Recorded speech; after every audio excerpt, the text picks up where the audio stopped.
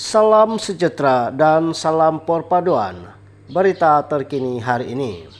Pada awal 1990-an, Anwar Ibrahim dilantik oleh Dr. Mahathir Mohamad sebagai timbalan Perdana Menteri sebelum bakal penggantinya itu dipecat daripada jawatannya pada 1998. Selepas lebih 24 tahun, Mahathir masih tidak percaya bekas anak didiknya itu boleh menjalankan tugas dengan baik sebagai Perdana Menteri. Dalam temu bual eksklusif dengan Berita Harian, Mahathir menyatakan kebimbangannya mengenai kemampuan Anwar untuk berdepan krisis kemelesetan ekonomi dan cabaran pemulihan pasca pandemi. Kata Mahathir, ini berdasarkan pandangannya terhadap prestasi Anwar sebagai Menteri Keuangan lebih 20 tahun lalu. Dalam temu bual tersebut, Mahathir mendakwa Anwar gagal mencari penyelesaian apabila krisis keuangan Asia 1997 melanda dan lebih rela mengikut pendapat tabung keuangan antarabangsa IMF dan Bank Dunia yang menurutnya berisiko menyebabkan Malaysia muflis. Pada masa saya jadi Perdana Menteri kali pertama, saya pergi cuti selama 2 bulan. Semasa saya cuti, Anwar sebagai timbalan Perdana Menteri diberi tanggung jawab sebagai pemangku Perdana Menteri, tetapi nampak dia tak dapat menangani masalah. Selepas itu pula berlaku krisis keuangan yang mana ringgit Malaysia turun nilainya. Pada masa itu Anwar juga menjadi Menteri Keuangan. Cara dia menangani masalah kejatuhan nilai ringgit itu dengan mengikuti pendapat IMF dan Bank Dunia. Saya berpendapat kalau kita ikut IMF dan Bank Dunia, kita akan jadi muflis dan kita tak dapat laksanakan dasar ekonomi negara kita. Tetapi Anwar tak ada cadangan yang lain selain daripada mengikuti IMF dan Bank Dunia. Sebab itu saya terpaksa ambil alih tugas Kementerian Keuangan. Saya cari jalan untuk selamatkan negara, katanya dalam temu bual eksklusif di Yayasan Kepimpinan Perdana di Putrajaya baru-baru ini. Krisis keuangan Asia merupakan bibit-bibit permulaan pertelagahan antara Anwar dan Mahathir.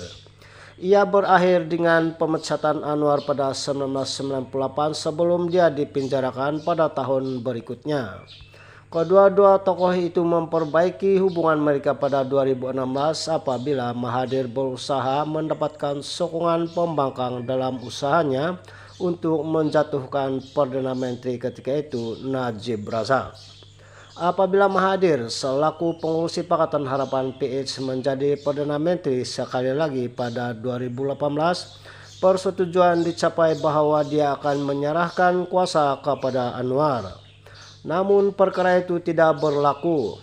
Pengkritik Mahathir turut mendakwa dia merestui langkah serotan pada 2020 bagi mengekalkan kuasa dan menafikan Anwar sebagai Perdana Menteri. Langkah itu bagaimanapun berakhir dengan Mahathir turut hilang kuasa. Sejak itu sokongan terhadap Mahathir mulai merosot dan Parti Pejuang yang diasaskannya hilang semua deposit mereka pada pilihan raya umum ke-15.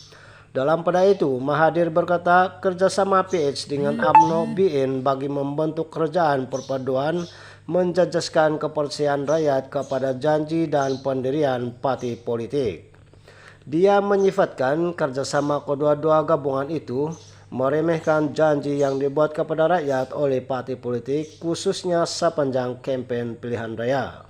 Ini memberi gambaran seolah-olah pilihan raya tidak berkesan dalam menentukan pihak yang akan jadi kerajaan berdasarkan janji yang baik. Mereka mungkin lakukan benda yang di luar atau bertentangan janji mereka, katanya.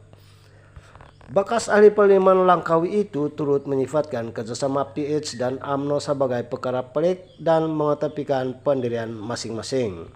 Pendirian mereka yaitu UMNO ialah tidak akan terima kerjasama dengan Anwar dan DAP.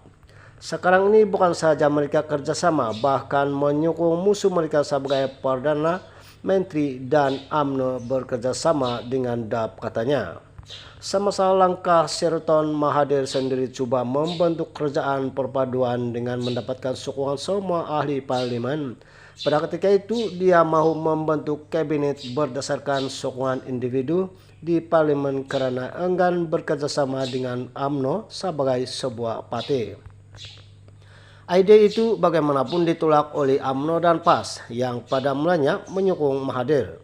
Kedua-dua partai itu kemudian memberikan sokongan kepada Muhyiddin Yassin untuk dilantik sebagai Perdana Menteri, manakala PS menarik balik sokongan mereka kepada Mahathir. Sekian berita hari ini, terima kasih, jumpa lagi, bye-bye.